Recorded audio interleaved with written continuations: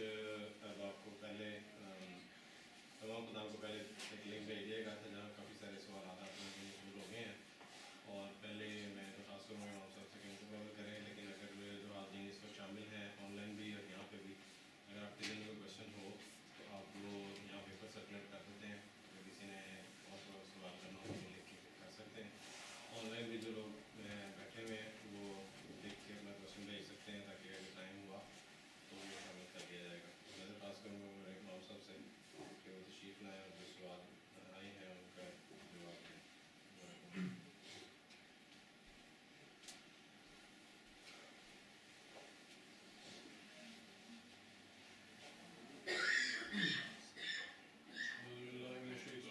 بسم اللہ الرحمن الرحیم۔ 2 بجے کی نماز بھی ہے، اس لیے اگر کچھ سوالات رہ جائیں وہ پھر مجھے سیپریٹ بھجوا دیں۔ میرا خیال ہے تقریباً 1:45 تک اذان ہو جائے، کیونکہ سنتیں بھی ادا کرنی ہیں اور پھر اس کے بعد ظہر کی نماز جو ہے وہ ادا کی جائے گی۔ اس میں سوالات جو آ چکے ہیں ان میں سے سب سے پہلے جو سوال میں لے رہا ہوں، کل کسوف تھا، اس میں ایک سوال تھا کہ what is the way of offering کسوف پریئر اور what do we recite in رکوع اینڈ سجدہ۔ بیسکلی نماز کسوف کا ادا کرنے کا کیا طریقہ ہے اور رکوع اور سجدہ میں کیا پڑھا جاتا ہے۔ رکوع اور سجدہ میں انسان جو ہے خدا تعالیٰ سے دعا ہی کرتا ہے، بخشش ہی طلب کرتا ہے، جیسا کہ حضور نے خطبہ ہی بیان فرمایا کہ حضور صلی اللہ علیہ وآلہ وسلم کی حدیث سے بھی یہ ثابت ہوتا ہے کہ آپ کثرت سے جب کسوف جس دن لگا تو اس دن تمام صحابہ کو آپ نے اکٹھا کر کے اس بات کی طرف توجہ دلائی کہ استغفار کریں، خدا تعالیٰ سے بخشش طلب کریں اور اس کے حضور جھکیں۔ تو سچ رکوع اور سجدہ میں کسوف کی دعا تو کوئی نہیں، لیکن انسان اپنی زبان میں جو دعائیں نبویہ ہیں، سنت اور حدیث سے جو دعائیں ہیں وہ پڑھ سکتا ہے، وہ کی جا سکتی ہیں، لیکن جو قرآنی دعائیں ہیں وہ رکوع اور سجود میں وہ نہیں کرتے، اور اس کی وجہ یہ ہے کہ رکوع اور سجود جو ہے وہ ایک تذلل اور عاجزی اور انکساری کا مقام ہے۔ جب آپ کسی کے سامنے جھک رہے ہیں تو خدا تعالیٰ کا کلام جو کہ نہایت ہی عظیم اور عظمت والا کلام ہے، تو اس لیے رکوع اور سجود میں صرف اس نماز میں نہیں، جنرلی بھی جو قرآنی دعائیں ہیں وہ نہیں پڑھی جاتی۔ جہاں تک نماز کسوف کے ادا کرنے کا طریقہ ہے تو اس میں یہ ہے کہ امام جب نماز شروع کرتا ہے تو پہلے سورہ فاتحہ کے بعد نسبتاً لمبی تلاوت ہوتی ہے، اور نسبتاً لمبی تلاوت سے مراد میری یہ ہے کہ وہ جو ہے حدیثوں میں تو ملتا ہے کہ سورہ بقرہ جتنا بھی پورشن آتا ہے باقی مقتدیوں کو دیکھتے ہوئے پہلی رکعت میں سورہ فاتحہ کے بعد تلاوت کر کے امام رکوع میں جاتا ہے، اور رکوع جو ہیں لمبے ہوتے ہیں، اور پھر رکوع سے اٹھ کے امام سمیع اللہ لمن حمدہ ربنا ولک الحمد کہہ کے پھر دوبارہ تلاوت شروع کرتا ہے، سورہ فاتحہ پڑھ کے، اور پھر ایک پورشن کی تلاوت کرتا ہے جو کہ پہلے پورشن سے تھوڑا نسبتاً مختصر ہو، اور پھر اس کے بعد پھر رکوع میں جاتا ہے، اور رکوع بھی 4 رکوع جو ہے وہ پھر لمبا ہوتا ہے، پھر اس کے بعد اٹھ کے سمیع اللہ لمن حمدہ کہہ کر پھر جو باقی تسبیحات ہیں ربنا ولک الحمد حمدا کثیرا طیبا مبارکا فیہ، یہ لاؤڈ نہیں پڑھتا سمیع اللہ، دوسرے رکوع کے بعد سمیع اللہ لمن حمدہ کے بعد سمیع اللہ لمن حمدہ جہر بالجہر کہتا ہے، اور باقی جو ہے وہ اپنے منہ میں کہہ کر اللہ اکبر کہہ کے سجدے میں چلا جاتا ہے، اور سجدے بھی جو ہے وہ لمبے ہوتے ہیں کیونکہ وہ جیسا کہ بیان کیا گیا خدا تعالیٰ کے حضور بخشش اور دعا کا یہ ایک وہ وقت ہے، تو اس لیے کثرت سے جو ہے سجدے بھی لمبے ہوتے ہیں۔ جب رکوع کے بعد آپ سجدے میں چلے گئے تو پھر باقی نماز جو ہے وہ اسی طرح کنٹینیو ہوتی ہے، اس طرح نارمل ہوتی ہے کہ سجدے سے اٹھ کے بیٹھ گئے، دعا پڑھی بین سجدین جو ہے، پھر اس کے بعد دوبارہ سجدے میں گئے، اور پھر سجدے سے جب دوبارہ اٹھے تو پھر وہی طریقہ دوبارہ کریں گے کہ 2 رکوع ہوتے ہیں، لیکن دوسری رکعت میں نسبتاً پہلی رکعت سے تلاوت مختصر ہوتی ہے، تو پھر اس کے بعد دوسری رکعت میں بھی 2 رکوع ہوتے ہیں، اور رکوع اور سجود نسبتاً کے بعد سلام جب پھیرتا ہے امام تو اس کے بعد ایک مختصر خطبہ ہوتا ہے یا نصیحت یا اس لحاظ سے جس میں خدا تعالیٰ کے حضور بخشش طلب کرنا اور اس کے حضور جو ہے وہ یہ دعا کرنا کہ اے خدا جس طرح تو نے اس سورج کو گرہن لگا دیا ہے جو کہ ہماری گیلیکسی کا مرکز ہے اور جس کو ہم دیکھ کے کہتے ہیں کہ بڑی عظیم الشان چیز ہے کہ اے خدا جس طرح تو نے اس کے اوپر اپنی قدرت کا اظہار کیا ہے کہ تو نے اس کو بھی آج اس کا بھی جو ہے وہ نور ختم کر دیا ہے اس وقت کے لیے، تو اس طرح ہمارے دلوں کے نور کو جو ہے وہ کبھی ختم نہ ہونے دینا، کبھی ہمارے دلوں کو اپنے ذکر سے اپنے پیار سے خالی نہ ہونے دینا۔ تو یہ وہ طریقہ ہے اس کا نماز کسوف ادا کرنے کا جو کہ کل ہم نے ادا کی تھی۔ پھر اس کے بعد میں واپس آ جاتا ہوں۔ سوال ہے کہ what is the reality of myth اور معجزہ in Islam. For example, once Muhammad sallallahu alayhi wa sallam gave a milk pot to all the Sahaba who were hungry and they drank it until they were full, but still Hazur sallallahu alayhi wa sallam said take more, but the milk never ended. تو سوال پہلی بات تو یہ ہے کہ سوال کے الفاظ کی درستگی ہے کہ myth and معجزہ are two different things. myth is something جو اسکاٹ لینڈ میں لاک نیس ہے اس وہ سے myths کہتے ہیں کہ یہ لاک نیس وہاں پہ پایا جاتا ہے۔ معجزہ جو ہے اس کا لفظ انگلش میں میریکل ہے۔ myth is کہانی یا قصے کو myth کہتے ہیں،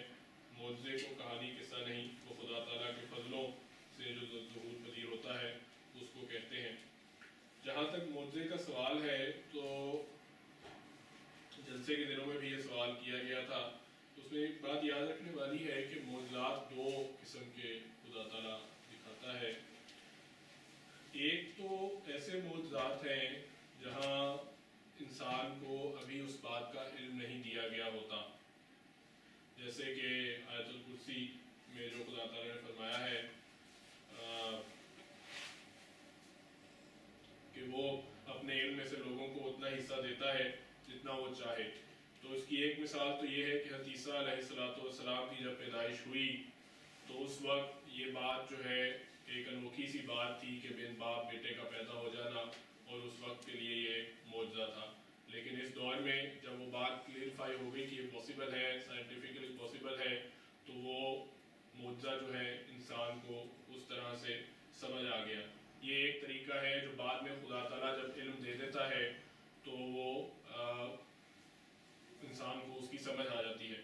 دوسرا حصہ جو ہے یہ وہ ہے وہ اقتداری معجزات کا ہے، اور جس کے بارے میں مسیح موعود علیہ السلام نے فرمایا ہے کہ ایک مقام پر اہل اللہ سے ایسے افعال صادر ہوتے ہیں جو اپنے اندر الوہیت کے خواص رکھتے ہیں، اور آپ فرماتے ہیں کہ اسی طرح ہمارے تجربے میں آیا ہے کہ اہل اللہ قرب الہی میں ایسے مقام تک جا پہنچتے ہیں جبکہ ربانی رنگ بشریت کے رنگ و بو کو با تمام و کمال اپنے رنگ کے نیچے متواری کر دیتا ہے، اور جس طرح آگ لوہے کو اپنے نیچے ایسا چبا لیتی ہے کہ ظاہر میں بجز آگ کے اور کچھ ہی نظر نہیں آتا، اور ذلی طور پر وہ صفات الہیہ کا رنگ اپنے اندر پیدا کرتا ہے۔ یعنی خدا تعالیٰ اپنے پیاروں کو ان کے اوپر اتنا کمال کا اظہار کرتا ہے، اپنی صفات کا اتنا اظہار کرتا ہے کہ اس میں رہتے ہوئے وہ ان سے ایسے افعال صادر ہو جاتے ہیں جس کے اندر الوہیت کی خاص رکھتے ہیں، جس سے ہرگز یہ مطلب نہیں ہوتا کہ نعوذ باللہ وہ لوگ جو ہے خدا تعالیٰ کے درجے پر پہنچ گئے۔ مطلب صرف یہی ہوتا ہے کہ خدا تعالیٰ نے ان کو اپنے پیار میں اپنے کرامات میں سے اتنا بخشا ہے کہ ان سے ایسے افعال جو ہیں وہ صادر ہو گئے۔ اس کی ایک مثال وسیم بیان فرماتے ہیں کہ اس وقت اس سے بدون دعا و التماس ایسے افعال صادر ہوتے ہیں جو اپنے اندر الوہیت کی خاص رکھتے ہیں، اور وہ ایسی باتیں منہ سے نکالتے ہیں جو جس طرح کہتے ہیں اسی طرح ہو جاتی ہیں۔ قرآن کریم میں رسول اللہ صلی اللہ علیہ وآلہ وسلم کے ہاتھ اور زبان سے ایسے امور کے صادر کے صدور کی بصراحت بحث ہے، جیسا کہ وما رمیتا اذ رمیتا वलाकिन्न अल्लाह रमा। अब ये ग़ज़वा बदर के मौके पर है, जब हज़रत सल्लल्लाहु अलैहि वसल्लम ने अपनी मुट्ठी में बाज़ कंकर उठा के कुफार की तरफ फेंके, तो वो कंकर जो है एक आंधी में तब्दील हो गए और उन पर आंधी चल पड़ी। तो खुदा ताला फरमाता है, मा रमैता, तूने नहीं फेंका, इज़ रमैता, जबकि तूने ही फेंका, वलाकिन्न अल्लाह रमा, लेकिन अल्लाह ताला था जिसने वो कंकर फेंके। तो और ऐसा ही मुर्दा शक्कुल कमर का है, और इसी तरह पर अक्सर मजीद मरीजों और सकीमुल हाल लोगों को अच्छा कर देना साबित है। कुरान शरीफ में जो हमारे नबी सल्लल्लाहु अलैहि वसल्लम की तरफ ये इशारा हुआ है कि मा यंतिकु अनिल हवा, ये उस शदीद और आला तरीन कुर्बी की तरफ इशारा है। तो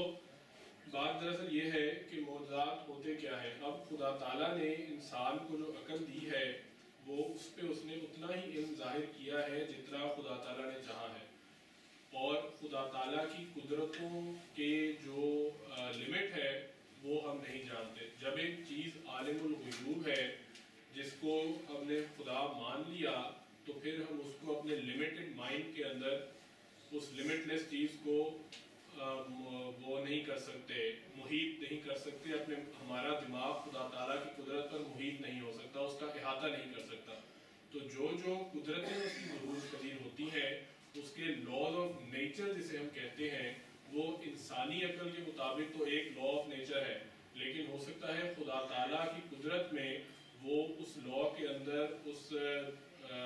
नेचर के अंदर बहुत सी वुसअत पाई जाती हो जिसको इंसान जो है अभी नहीं जानता। तो ये वो मौजूदात हैं जो खुदा ताला के प्यारों से उस वक्त में पेश आते हैं जब खुदा ताला की सिफात उनमें कामिल तौर पे अपने अंदर जो है वो रंग कर बैठती हैं और उसी के अंदर वो बैठ जाती हैं।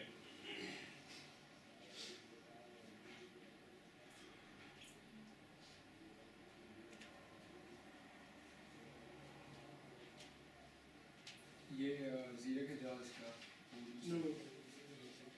तो मौजूदात की जो हकीकत है वो समझने में ये है कि खुदा ताला ने हमें जितनी समझ दी है उसके मुताबिक उसे समझा जाए, और बाकी उसके मुताबिक जो है सिर्फ मौजूदात ही नहीं है जिनके ज़रिए नॉन मुसलमानों का, नॉन अहमदी या मुसलमान को कन्विंस करना चाहिए। वो एक बात यह है कि जब इंसान ईमान ले आता है तो आपको अपनी ज़िंदगी में भी बाज़ ऐसी चीज़ें सादिर होती नज़र आती हैं। हुज़ूर सल्लल्लाहु अलैहि वसल्लम का दौर तो बहुत दूर की बात है, जैसा कि मसीह मौऊद अलैहिस्सलाम ने फरमाया कि खुदा ताला अपने प्यारों का इतना लिहाज करता है कि उनके मुंह से निकली हुई बात पूरी हो जाती है, और वो ये नहीं होता कि वो सिर्फ एक गेस है या तुक्काबाजी है। वो उस अपने पूरे वसूख के साथ ये बात करते हैं और फिर खुदा ताला उसे पूरी करता है। और यही मिसाल सच्चे ख्वाबों की है कि अगर एक काम ना हो रहा हो, इंसान खुदा ताला से दुआ करे और उसे वो काम होता नज़र आ जाए और वो काम उस तरह पूरा हो जाए, तो वो जो है उसके वहम गुमान में वो बात नहीं थी जो कि पूरी हो गई। तो खुदा ताला ने अपनी कुदरत में से एक ऐसी चीज़ जो फ्यूचर में होनी है वो उसे पहले दिखा दी। तो वो खुदा ताला के कुदरत की क्या उसूल हैं, उसके कुदरत की क्या लिमिट है, वो हम नहीं जानते। लेकिन जो ऐन मुमकिन है कि आइंदा वक्तों में इंसान जो है वो ऐसे काम कर ले, और बल्कि अभी भी ये जो है वो दावा लोग करते हैं कि अगर इंसान अपने दिमाग का मसला 4 से 5% इस्तेमाल करता है और अगर ये 20% हो जाए तो वो ऐसे काम करना शुरू कर दे जो इंसान को खुदाई पे जिसकी दलालत करे। तो अगर दिमाग खुदा ताला ने 100% बनाया है, जो बड़े बड़े दिमाग रहे हैं दुनिया में, उनको भी कहते हैं शायद नॉर्मल इंसान 4 से 5% इस्तेमाल करता है, वो 5 से ज़्यादा, थोड़ा 5 से 10 के दरमियान में इस्तेमाल करते थे। तो ये तो आज भी दुनिया के लोग दावा कर रहे हैं कि अगर दिमाग को इंसान अपने मुकम्मल तौर पर इस्तेमाल करना शुरू कर दे और तो फिर इंसान से ऐन मुमकिन है कि ऐसे काम होना शुरू हो जाए जो खुदाई या उलूहियत के उसमें आते हो। तो खुदा ताला के जो उसूल हैं उनको जिनको खुदा ताला ने हमें बयान किया है, जिनको खुदा ताला ने हमें बताया है, उनके मुताबिक हम समझ सकते हैं। जिनको अभी खुदा ताला ने हम पर जाहिर नहीं किया उनको फिलहाल जो है वो हम नहीं समझ सकते। हाँ, खुदा ताला से दुआ ज़रूर कर सकते हैं कि वो उनको भी हमें समझा दे, तो जो खुदा ताला चाहेगा उस तरह से वो उसे कर देगा। ایک سوال ہے، میں چن کے لے رہا ہوں. ایک سوال یہ تھا کہ ان دا ہولی قرآن میں رسول کریم صلی اللہ علیہ وآلہ وسلم کا نام جو ہے وہ 4 دفعہ مینشن کیا گیا ہے، اور حضرت عیسیٰ علیہ السلام کا نام جو ہے یہاں پہ 25 لکھا ہوا ہے، میرے خیال میں 29 دفعہ ہے. اور سم کرسچن جو ہے وہ اس کو آپ کی افضلیت کے طور پہ لیتے ہیں. تو اس میں اول بات تو یہ ہے کہ رسول کریم صلی اللہ علیہ وآلہ وسلم کا نام بنفس نفیس محمد صلی اللہ علیہ وآلہ وسلم 4 دفعہ آیا ہے. اس میں کوئی شک کی بات نہیں، سب کو پتہ ہے 4 جگہوں پہ آیا ہے. لیکن متواتر جگہوں پر آپ کو القاب دیے گئے ہیں. آپ کو طٰہٰ کا نام دیا گیا ہے، آپ کو یاسین کا نام دیا گیا ہے، آپ کو عبداللہ کا نام دیا گیا ہے، آپ کو سراج المنیرہ کا نام دیا گیا ہے. تو وہ تمام القاب جو ہے رسول کریم صلی اللہ علیہ وآلہ وسلم کو ڈائریکٹ مینشن کر کے آپ کو دیے گئے ہیں. پھر محمد ہے، احمد ہے، اس کے ساتھ ساتھ یہ سارے چیزیں ہیں. اور شاہدن آپ کو گواہ بنا کے بھیجا گیا ہے، داعین بنا کے بھیجا گیا ہے. تو یہ تمام القاب جو ہے رسول کریم صلی اللہ علیہ وآلہ وسلم کو قرآن کریم میں دیے گئے ہیں. جہاں تک نمبرنگ ہے 4، 25 یا 10، 29، تو اس میں بات دراصل یہ ہے کہ جب ایک چیز پرفیکٹ ہوتی ہے تو اس کو قرآن کریم جو ہے وہ خود بیان کرتا ہے کہ جو پچھلی تعلیمات میں برائی پیدا ہو گئی تھی وہ اس کو بہتر کرنے کے لیے آیا ہے اور ایک کامل تعلیم دینے آیا ہے. تو اس زمانے میں حضرت عیسیٰ علیہ السلام کے بارے میں جو ایسے بد عقائد پھیل چکے تھے، غلط عقائد پھیل چکے تھے، ان کی درستگی کے لیے، کسی چیز کی درستگی کے لیے بار بار اس کو مینشن کر کے مختلف پیرایوں سے بیان کیا گیا ہے کہ ایک یہ طریقہ بھی ہے، ایک یہ طریقہ بھی ہے، ایک یہ طریقہ بھی ہے، ایک یہ طریقہ بھی ہے، ایک یہ طریقہ بھی ہے. جو ایک چیز پرفیکٹ تھی اس کو خدا تعالیٰ نے لازماً مینشن تو کیا کیونکہ وہ آپ صلی اللہ علیہ وآلہ وسلم پہ نازل ہو رہا تھا، لیکن اس چیز میں درستگی کی ضرورت نہیں تھی. اس لیے ہاں آپ کو مختلف پیرایوں سے مختلف آپ کے القاب خدا تعالیٰ نے بیان کیے کہ میں نے اس رسول کو سراج المنیرہ چمکتا ہوا سورج ہی بنا کے نازل کیا ہے، جس سے مراد یہ ہے کہ ایسا چمکتا ہوا سورج جو ہے وہ باقی چیزیں جو ہے اس سے روشنی لیتی ہیں. اور حضرت مسیح علیہ السلام نے اپنے آپ کو چاند کا نام بھی دیا ہے، اور وہ اس لیے بھی دیا، چاند بھی ایکسپلین کیا ہے، وہ اس لیے دیا ہے کہ خدا تعالیٰ نے آسمان کو سورج بنایا. چاند جو ہے اپنی روشنی سورج سے لیتا ہے، تو مسیح موعود نے سورج سے روشنی لی اور پھر جب اندھیرا چھا گیا تو دنیا پر وہ چاند چمکا. تو یہ تمام القاب جو ہیں خدا تعالیٰ نے حضور صلی اللہ علیہ وآلہ وسلم کو اس رنگ میں دیے ہیں جس رنگ میں خدا تعالیٰ نے آپ کو مختلف رنگوں میں آپ کو مبعوث فرمایا دنیا کے لیے. اور حضرت عیسیٰ علیہ السلام کو متواتر جگہ جو بیان کیا ہے اس میں آپ کی پاکیزگی، آپ کی روحانیت، آپ کی جو بد عقائد آپ کی طرف منسلک کیے جا رہے تھے ان سے نجات، اور آپ کی معصوم ہونا، آپ کو خدا تعالیٰ کا نبی ہونا، ولد اللہ خدا کا بیٹا نہ ہونا بیان کیا گیا ہے. اور ہر جگہ پر مختلف پیرائے سے مختلف عقیدوں کو ڈینائی کیا گیا ہے. تو یہ بات جو ہے وہ یاد رکھنی چاہیے. پھر ایک سوال یہ ہے کہ اب جنہوں نے سوال کیا ہے وہ مجھے بتا دیں کہ یہ حوالہ میں نے پڑھ لیا ہے لیکن مجھے اس میں سمجھ نہیں آئی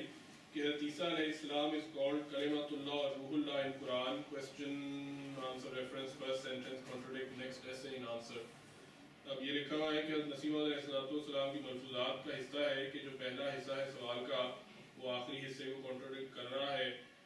تو سوال کا یہ ہے کہ شیطان کا کوئی انسانی روح سے علیحدہ وجود ہے. مجھے سوال کی سمجھ نہیں آئی، لیکن جہاں تک یہ بات ہے کہ یہ عیسائی سوال اٹھاتے ہیں کہ روح اللہ کہا گیا ہے اور باقی انبیاء کو روح اللہ قرار نہیں دیا گیا. تو روح اللہ سے مراد یہ ہے کہ یہ ایک عقیدہ بن چکا ہے کہ جو بن باپ لوگ پیدا ہوتے ہیں یا ولد الزنا ہوتے ہیں وہ روح اللہ نہیں ہوتے، وہ گویا کہ ناپاک ہوتے ہیں. تو روح اللہ آپ کو اس لیے قرار دیا گیا کہ یہودیوں میں جو ایک عقیدہ پھیل چکا تھا کہ نعوذ باللہ آپ ناجائز اولاد ہیں، اس کو ڈینائی کرنے کے لیے خدا تعالیٰ نے فرمایا کہ وہ روح اللہ ہے، یعنی ایک پاک وجود تھے جو خدا تعالیٰ کی طرف سے دنیا میں آئے. حالانکہ تمام انبیاء روح اللہ ہوتے ہیں، تمام انبیاء خدا تعالیٰ کے پاک وجود ہوتے ہیں. اور اسی لیے لیکن جس چیز کا اعتراض اٹھ رہا تھا اس اعتراض کو اٹھانے کے لیے خدا تعالیٰ نے اس کو خاص طور سے مینشن فرما دیا کہ وہ کلمت اللہ اور روح اللہ ہے، یعنی خدا تعالیٰ کے پیارے اور خدا تعالیٰ کی طرف سے ایک پاک وجود ہے جو خدا تعالیٰ نے دنیا میں مبعوث فرمائے۔ اب ایک سوال یہ ہے کہ خدا تعالیٰ نے ہمیں اتنا کمزور کیوں بنایا ہے گناہ کے لیے، جبکہ اس نے بعض لوگوں کو چن لیا ہے، یعنی اپنے انبیاء اور بعض مزید لوگوں کو اپنا پیغام دینے کے لیے۔ Why this discrimination in the divine law؟ یہ ذات یا جو ڈسکریمنیشن ہے یہ خدا تعالیٰ کے لاء میں کیوں پائی جاتی ہے؟ لیکن بات دراصل یہ ہے کہ خدا تعالیٰ نے انسان کو کمزور پیدا ضرور کیا ہے، لیکن خدا تعالیٰ نے انسان کو یہ بھی کہا ہے کہ وَالَّذِينَ جَاهَدُوا فِينَا لَنَهْدِيَنَّهُمْ سُبُلَنَا، جو ہماری طرف قدم اٹھاتا ہے تو ہم اس کو اپنی راہوں پر گائیڈ کرتے ہیں۔ اور خدا تعالیٰ نے یہ فرمایا کہ اِنَّا هَدَيْنَاهُ سَبِيلًا اِمَّا شَاهِدًا وَإِمَّا كَفُورًا، کہ ہم نے اسے راستہ دکھا دیا ہے، اب انسان پر ہے کہ وہ صحیح راستہ چنے یا غلط راستہ چنے۔ اور جہاں تک یہ سوال ہے کہ یہ ڈیوائن لاء میں ڈسکریمنیشن کیوں ہے، خدا تعالیٰ نے کیوں لوگوں کو چن لیا، تو یہ یاد رکھیں کہ جن لوگوں کو خدا تعالیٰ نے چنا ہے وہ لوگ ایسے نہیں تھے انبیاء جو پہلے گناہ کی راہوں پر چل رہے تھے اور بعد میں خدا تعالیٰ نے ان کو اچانک چن لیا۔ وہ ایسے لوگ تھے جن کے اندر فطرتاً اچھائی پیدا تھی، فطرتاً نیکی شروع سے تھی۔ خدا تعالیٰ فرماتا ہے، آنسر نے فرمایا کہ ہر بچہ جو ہے فطرت صحیحہ پر پیدا ہوتا ہے، پھر اس کے ماں باپ ہیں جو اسے یہودان ہی یہودی بناتے ہیں یا مجوسی بناتے ہیں یا عیسائی بناتے ہیں یا مسلمان یا احمدی۔ اس زمانے میں تو نہیں تھا لیکن یہ مسلمان اور احمدی کی بات جو ہے میں نے ایڈ کی ہے، لیکن مراد آپ کو سمجھ آ گئی۔ تو اب بات دراصل یہ ہے کہ کافی حصہ جو ہے اس کو اچھائی اور برائی کا ماں باپ ہی بتاتے ہیں۔ کوئی کسی بچے کو ماں باپ یہ نہیں کہتے کہ تم نے بڑا ہو کے ڈاکو بننا ہے یا چور بننا ہے یا برائی کرنا ہے یا قاتل بننا ہے۔ تمام بچوں کو ماں باپ جو ہیں وہ اچھائی سکھاتے ہیں، اور اس اچھائی کو فالو کر کے خدا تعالیٰ کو پانے کا طریقہ جو ہے خدا تعالیٰ نے انسان کو بتایا ہے۔ خدا تعالیٰ نے تو یہاں تک آنسر نے فرمایا ہے کہ انسان ایک بالغ خدا تعالیٰ کی طرف بڑھتا ہے تو خدا تعالیٰ اس کی طرف ایک بازو کی لمبائی بڑھتا ہے۔ انسان ایک قدم اٹھاتا ہے، خدا تعالیٰ 2 قدم اٹھاتا ہے۔ انسان چلتا ہے تو خدا تعالیٰ دوڑتا ہوا آتا ہے۔ اور ایک اور جگہ فرمایا کہ خدا تعالیٰ تو انسان سے ایک ماں سے بھی زیادہ محبت کرتا ہے، اور اسے اس بات سے زیادہ اور کوئی بات پسند ہی نہیں کہ انسان اس کی طرف رجوع کرے۔ تو یہ ڈسکریمنیشن نہیں ہے، خدا تعالیٰ نے طریقے سب کے لیے کھلے طور پہ واضح بیان کر دیے ہیں۔ ہاں، لیکن کچھ لوگوں کو راستہ دکھانے کے لیے چننا پڑتا ہے۔ اگر ہمارے لیے کوئی اگزامپل نہ ہو، انسان وہ کام کرتا ہے جب اس کے لیے ایک اگزامپل سامنے موجود ہو۔ اگر ہمارے لیے کوئی اگزامپل موجود نہ ہو کہ اچھائی کر کے یہ فضائل ملتے ہیں، کچھ لوگ ایسے ہوتے ہیں جن کو خدا تعالیٰ مہلت دیتا ہے اور برے کاموں میں خدا تعالیٰ ان کو مہلت دیتا ہے اور بڑے کامیاب رہ رہے ہوتے ہیں، تو ان کی اگزامپل تو ہمیں دنیا میں مل گئی۔ اگر ایسے لوگوں کی اگزامپل نہ ملے جو خدا تعالیٰ کے پیارے ہیں تو لوگ پھر اس سے متنفر ہو جائیں، اس کا فائدہ کیا، اس کی ضرورت کیا۔ تو ان لوگوں کو اور انسان کو اس طرح سے پیدا کیا گیا ہے کہ اس کو نصیحت کی ضرورت پڑتی رہتی ہے۔ تو اس لیے بھی خدا تعالیٰ ان لوگوں کو بھیجتا ہے کہ لوگوں کو جا کے نصیحت کرو، اور جو نیک روحیں ہوتی ہیں، جو سعید فطرت لوگ ہوتے ہیں، وہ ان نیک روحوں کو خدا تعالیٰ کے پیاروں پر ایمان لے آتے ہیں، بشرطے کہ انسان خود بھی اس کی طرف رجوع کرے۔ اب حضرت صلی اللہ علیہ وآلہ وسلم کے دور میں جو جتنے بھی لوگ آپ پر ایمان لائے، پہلے وہ غلام تھے، لیکن جب سرداران مکہ عمر بن العاص رضی اللہ عنہ، حضرت خالد بن ولید رضی اللہ تعالیٰ عنہ، حضرت عمر فاروق رضی اللہ تعالیٰ عنہ، یہ لوگ ایمان لائے تھے اس نیک تعلیم کی وجہ سے جس نے اثر کیا تھا۔ اگر وہ اگزامپل موجود نہ ہوتی تو وہ عین ممکن ہے کہ اسی راہ پہ چلتے رہتے۔ تو ایک نصیحت کے لیے خدا تعالیٰ جو ہے چند لوگوں کو چن لیتا ہے، اور پھر آخر کار جو ہے اس کے مطابق لوگوں کو پھر انعام بھی دیتا ہے۔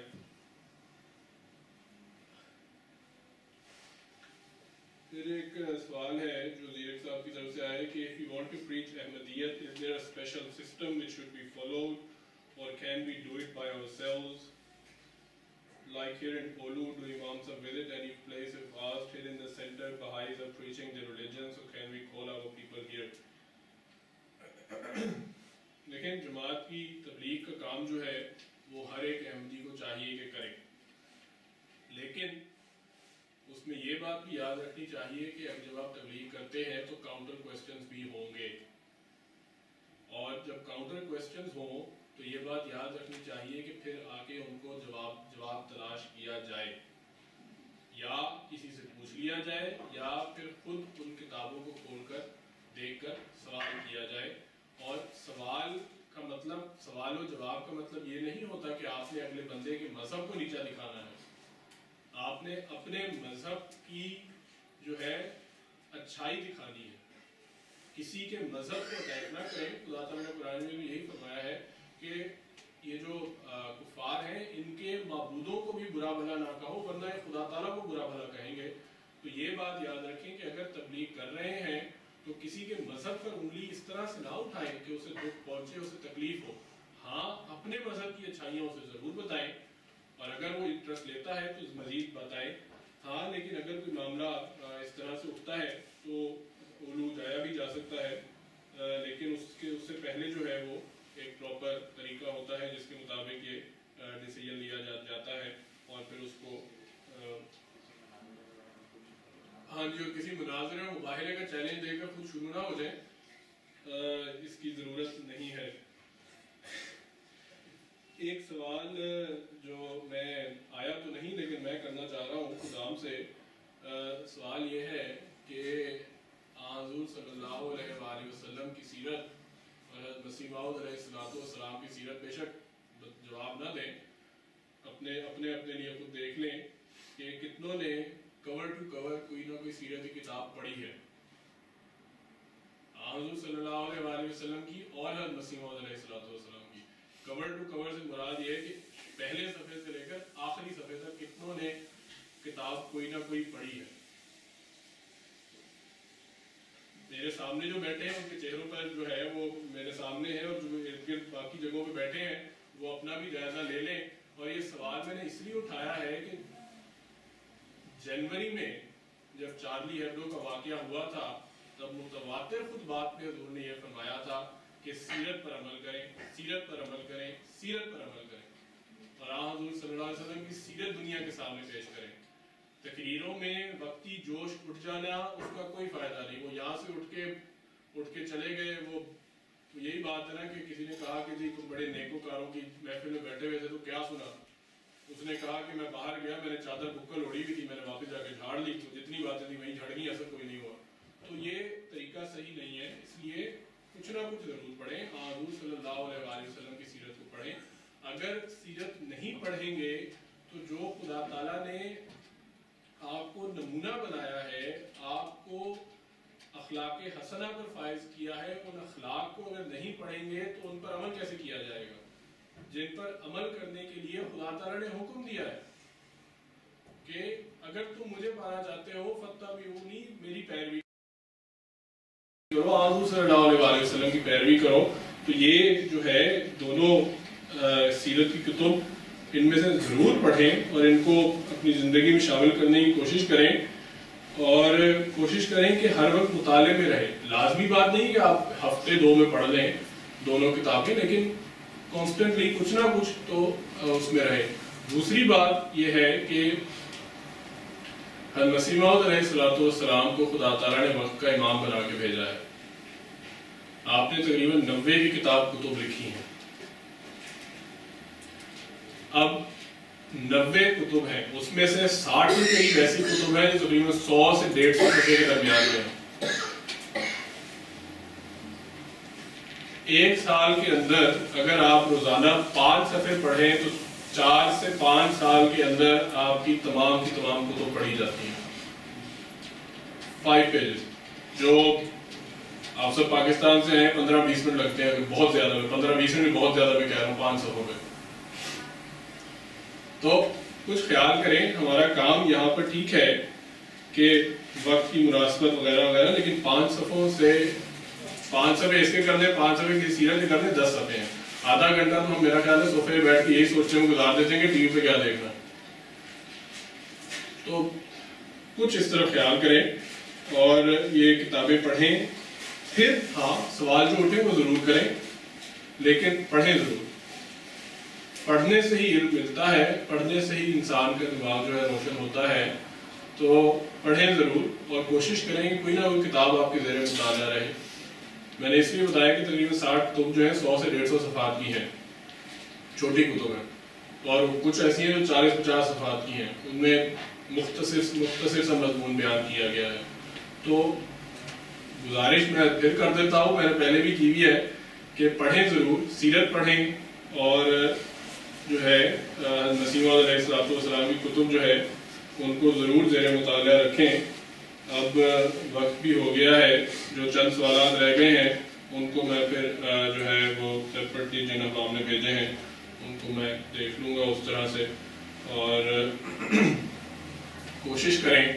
کہ اپنے علم میں اضافہ کریں اور کتابیں پڑھیں. خدام الانبیاء کا مسلمہ نے فرمایا نا کہ قوموں کی اصلاح نوجوانوں کی اصلاح کے بغیر نہیں ہو سکتی،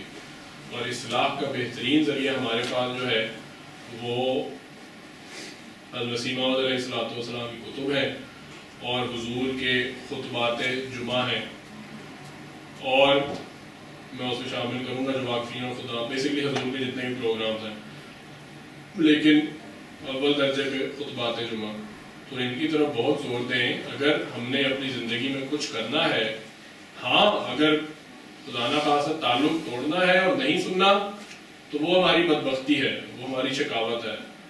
لیکن اگر ساتھ جڑ کے رہنا ہے تو پھر ساتھ جڑ کے رہیں. مراد یہ ہے کہ پھر پورے پختہ دل کے ساتھ کام کریں اور محنت کریں اور دعا بھی کریں، ایک دوسرے کے لیے بھی دعا کریں، ایک دوسرے کو جو ہے وقتاً فوقتاً اپنے ساتھ ملا کر لیا کریں. مجھے یاد ہے ہم جامعہ میں مقابلہ کیا کرتے تھے، کون پہلے یہ کتاب پڑھ لیتا ہے، 60 50 70 صفحوں کی کتاب چن لی 10 دن 15 دن میں، کون پہلے یہ کتاب پڑھ لیتا ہے. اپنے ساتھ کسی کو ملا لیں، 10 صفحے پڑھے، اس کے ساتھ ڈسکس کر لیا کہ آج یہ ہم نے پڑھا ہے، اس میں یہ باتیں ہیں، پھر سوال اٹھے پوچھ لیں، نہیں اٹھے ویل اینڈ گڈ. تو اس طرف توجہ کریں، بچے بھی بڑے بھی، ہم سب کو یہ جو ہے عمل کی طرف خاص طور پر توجہ دینی چاہیے. پھر اس کے ساتھ جو ہے میں خاص کروں گا صدر صاحب سے جو تعمیر ہے